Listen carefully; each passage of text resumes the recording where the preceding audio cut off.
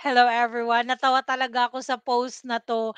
Meron daw nagsumbong 'no, nagsumbong sa China do'n sa US. Tapos yung caption naman shinare 'to ni Sas Regando Sasot, yung caption naman niya is yung, "Dapat sana moment mo ito, pero sobrang saya ng, BFF mo na invited siya ng kaaway mo." Grabe talaga guys, ito panoorin natin. Sobrang saya ni Trump. How soon do you plan to visit China? Well, we have a lot of meetings possible. President Xi has invited me to China, and we'll probably be doing that in the not too distant future. A little bit out, but not too distant. We're getting along with China very well. We have a very good relationship. In fact, the magnets, which is 'Di ba?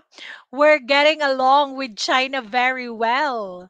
Oh, tingnan mo yung reaction ng mga tao sa paligid. Grabe! Alam mo yung, "We're getting along with China very well." Oh, grabe 'no? which is a little complex piece of material, but the magnets are coming out, very well. They're sending them in record numbers. We're getting along with China very well. How soon do you plan to visit China? Ulit-ulit pa talaga 'no, we're getting along with China very well, tapos magme-meet daw sila, in-invite daw siya ni President Xi sa China, and it will happen not too distant daw. Hindi na daw magtatagal at magme-meeting sila. Tapos yung Pilipino, naku, pagalit-galitan sa China, naku, yun pala lahat ng naku, ewan ko na lang talaga, 'wag na lang. Kayo guys, anong masasabi niyo dito? Natawa talaga ako dito sa mga comments ng mga netizens. Alam mo yung facial expression ng mga tao na sa paligid. Sabi na sabi ni John Glenn Bituon Ugsang, "That is brutal. The Philippine president did not realize the US president was playing him." Sa post to ni ano, ni Sas Rogando Sasot yung mga comments na ito, 'no? That is brutal daw. The Philippine president did not realize that US president was just playing him. Reminds me of the song Stupid Love by Salbakuta. It really hurts. Trump is very happy. He has a dog named BBM.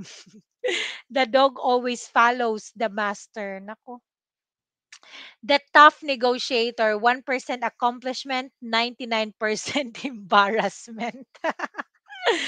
Hala, gawin ko kaya 'tong title. Sabi ni Edsel Anyag, "The Tough Negotiator, 1% accomplishment, 99% embarrassment."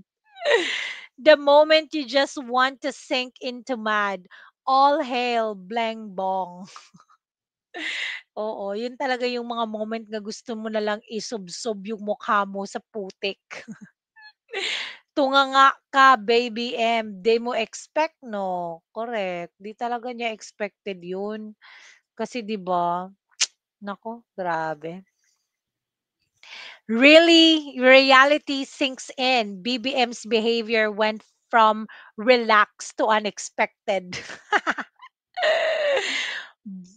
Hoy, 'wag naman. Sabi dito, Bongbong Marcos while listening, he is hanging of what he heard. Correct.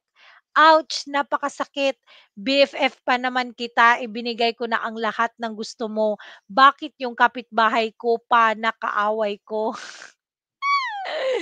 Simply saying a word, make a graceful exit now. We always remember Trump.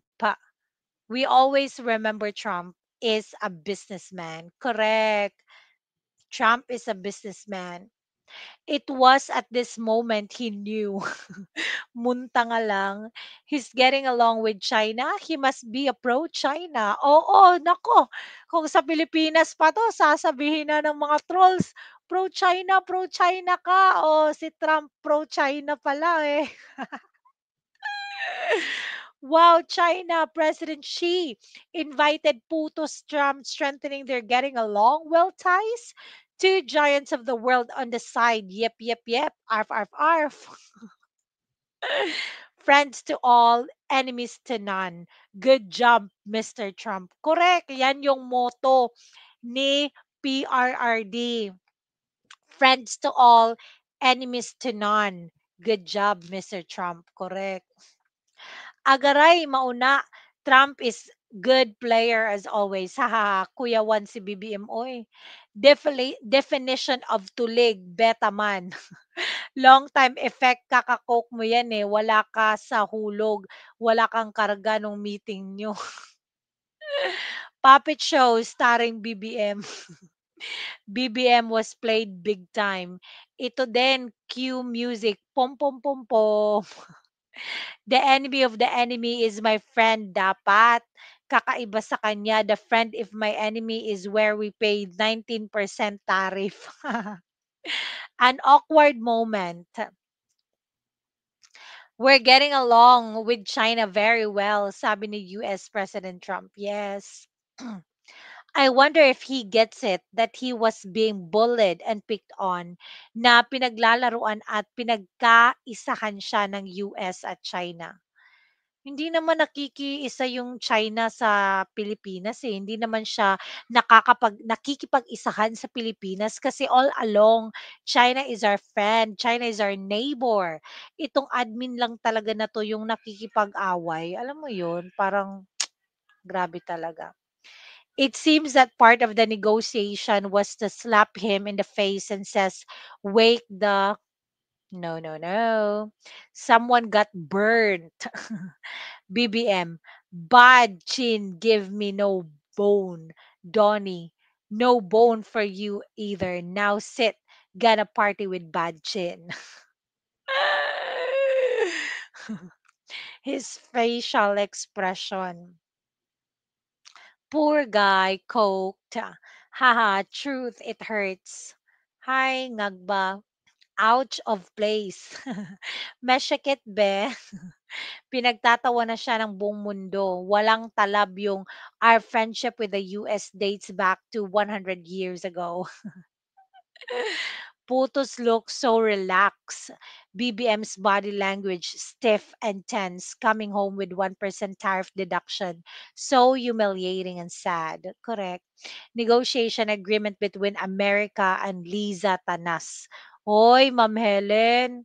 Naku, sabi ni Ma'am Helen, no, negotiation daw agreement between America and Liza Tanas. Sabi ni Ma'am Helen Datay Sialana. Your enemy is my business friend. Oh, yun nga, 'di ba?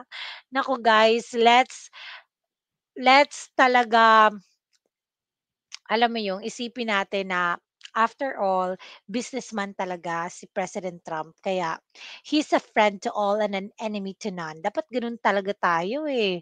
Ano-ano kasi kayo eh, paaway-away kayo sa China. Lahat naman ng gamit dito sa Pilipinas, China eh. Kaya guys, nako,